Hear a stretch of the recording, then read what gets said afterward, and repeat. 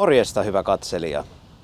Nyt eletään heinäkuun loppupuoliskoa ja tässä meillä on just ollut erittäin pitkä ja hikinen hellejakso. Kuha ja ahven on tykännyt tästä todella paljon. Kuha on ollut hienosti syönnillä, mutta nyt olisi tarkoitus hieman kokeilla jotain erilaista.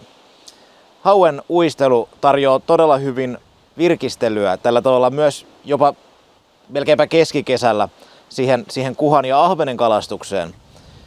Kuumilla keleillä hauki on välillä hieman vaikea tavoittaa, mutta meidän onneksemme nyt helteet ovat toistaiseksi päättyneet ja tänne on saapunut tämmöistä kylmää ja voimakasta tuulta tuolta pohjoisen suunnalta. Vesi on viilentynyt nyt jokusen asteen, se on tällä hetkellä reilu 20 asteista. Ja tässä eilen itse asiassa kävin kyseisellä järvellä vetämässä ja haukea tuli erittäin hyvin. Ihan nopealla kopasulla yli 10 haukea, josta isoin oli yli 4-kilonen. Ja niin, täällä meillä taikapussissa on pikkunen hauki. Se oli pussin kanssa 4,97. Mutta tarkistetaan vielä se pituus. Sieltä se tulee, minkäslainen se on. Semmonen möllykkä. Saataisiko se tossa pussin kanssa vaikka ihan mitattua? Siellä on nyt kiinni ja se ei kuitenkaan se menee tonne 8 senttiä. Tämän näköinen kala. Aikamoinen möllykkä. Mutta vapautetaan kalaa, kun ei tätä nyt ruuaksi oteta. Tässä olisi kyllä kalaa pullaa aineesta hyvin. Ai. Katsotaan. Tokeneeko hän siitä? Oli aika upea väsytys. Yes. Tarkoitus olisi käyttää ehkä tavallisuudesta poiketen hieman pienempiä vieheitä. Monesti on totuttu haueuistelussa vetämään tämmöisillä aikamoisilla järkälemäisillä vaapuilla, mitkä kyllä toimii erittäin hyvin tietynlaisissa vesistöissä, mutta minä aion käyttää nyt ensisijaisesti alun perin kuhalle suunniteltuja näitä tahovaappuja, pallopää-tyyppisiä, joissa on tämä aikamoinen tuuli muuten on. Toivottavasti kuulette. Katsotaan miten selvitään tuolla yksinään. Aikamoinen maitopurkki on tämmönen uisteluvene tällaisella tuulella. Varmasti yli 10 metriä sekunnissa, mutta joka tapauksessa tämä on ensisijaisesti kuhalle suunniteltu viehe, tää vetovaappu. Mutta tää on siinä mielessä spessu, että tämä ei ole se normaalilla uintilapulla varustettu, vaan tämä on syvännelapulla varustettu. Ja tää syvännelappu tuo tähän semmoista vähän niinku kookkaampaa profiilia tähän uistimeen. Ja tää uinti on erittäin hyvin hauelle mieleen. Ja erityisesti, mikä on ollut semmonen S-väri tässä kyseisessä vesistössä, on tää tämmönen sininen ja keltaisilla raidoilla. Ja tällä itse asiassa eilen tuli se yli 4-kilonen hauki. Niin lähdetään kokeilemaan näillä nyt ihan puhtaasti ja katsotaan, että mitä sieltä napsuu vai napsuuko yhtään mitään. Tervetuloa mukaan veneeseen. Muutama sananen tästä paikasta, missä mä uistelen nyt. Tää on semmonen erittäin pitkä ja sokkeloiden salmi, tai oikeastaan niinku salmien muodostelma. Tässä on monia rinnakkaisia salmia, jotka muodostuu käytännössä mantereen ja saarten väleihin. Ja tietysti myös vaikuttaa sitten se, että minkä lämpöistä vettä sieltä tulee. Tällä hetkellä tässä on ollut lähiviikkoina erittäin kuumaa tää vesi niin kuin Suomen olosuhteisiin nähden tässä matalassa salmessa, minkä vuoksi hauet ei ole tykännyt tässä olla hirveästi, mutta erityisesti varsinkaan suuremmat hauet. Vettä veneen alla on tässä kyseisessä salmessa 2 metristä 5 metriin ja me kalastetaan sieltä 2 metristä aika lailla. Tarkoitus ei ole laittaa nyt painoja tai mitään, että me mennään ihan noilla siimapituuksilla.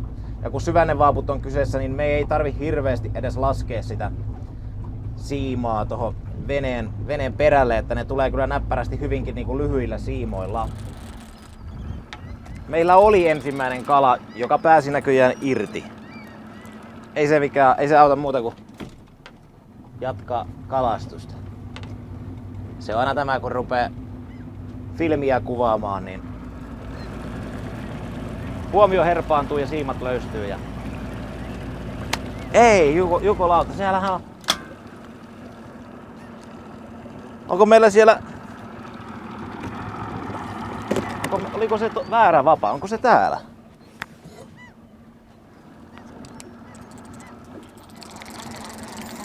Täällähän meillä se kala olikin. Ei vaan onko tää on kyllä eri kala. Tämähän on kyllä aivan eri kala. Apottihan se sieltä tuli. Ei me tätä haettu, mutta kyllähän se ahvenkin kelpaa tietysti. Tämä oli ihan toinen kala. Kyllä tuossa hauki oli äsken tuossa toisessa vavassa. Sen verran kovaa kuitenkin jysäytti. Joo, jatketaan kalastusta. Tää on erittäin tehokas tapa kalastaa. Tämmönen vähän niinku niin sanottu puskaronkkiminen. Eli vaikka mulla nyt ei ole käytössä hirveän pitkiä vapoja, niin tää on semmoista täsmäuistelua. Että kierretään näitä vesikasvustojen ja kivikoiden kupeita ja sieltä tuli tämmönen ensimmäinen pulikkahauki. Ei oo koola pilattu, mutta kalaa kuitenkin. Mä käytän tällä hetkellä itse 3 vapaa ainoastaan. Yleensä mulla on ollut 4 vapaa maksimi, mitä mä oon yksin vetäessä käyttänyt ilman plaanareita tai takiloita. Että jos siitä haluat niin enempi sitten lisäillä, niin tarvitaan sitten plaanarit ja tai muutama syvä takila. Jos halutaan välttyä siimasotkuilta. Et se on vielä niin miellyttävää sitten, mutta 3 vapaa nyt sen takia, että on sen verran tuulinen keli ja 3 vapaa riittää erittäin hyvin tässä touhussa myös. Vähemmälläkin kyllä pärjää. Mutta mä tykkään vähintäänkin, että molemmilla puolilla venettä on vavat tanassa. Et se on semmoinen kiva tässä lajissa, kun vedellään, niin kuin tällä hetkellä ollaan ehkä 5 metrin päässä rannasta tässä. Meillä on vasemmalla tämmönen niemenkärki, mitä reunustaa tässä nyt sitten lumpeikko vesikasvustoalue. Ja sitten tossa on kiviranta ja tosta alkaa kaislikko. Ja tuossa meidän selän takana syvänne, niin tää on semmonen kohta, mihin hauki tykkää tulla ruokailemaan tuolta selältä. Ja esimerkiksi tässä nyt erittäin niin kuin otollisessa mestassa ui nyt tämä vasemmanpuoleinen uistin tuolla, kun vapa sojottaa tonne. Tää on semmonen hotspotti, katsotaan tuleeko tärppiä. Yleensä tulee, mutta nyt on hiljasta.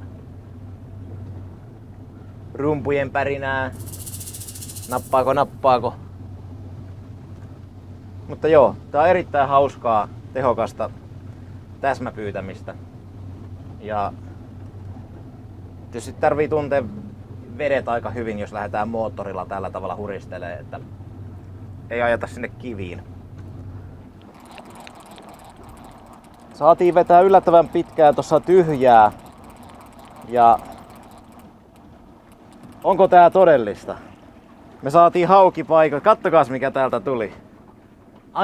Aivan puhdas yllätys. Miten näpsäkän näköinen. Aika hieno. Aivan puhdas yllätys. Pitkän hiljaisen hetken jälkeen. No, ihan positiivista. Meillä oli siinä se hyvä hiljainen tovi, mutta nyt näköjään alkoi taas tapahtua, että tällä kertaa itse asiassa piti olla haueuistelua, mutta meillähän tulee nyt ahventa ja kuhaa.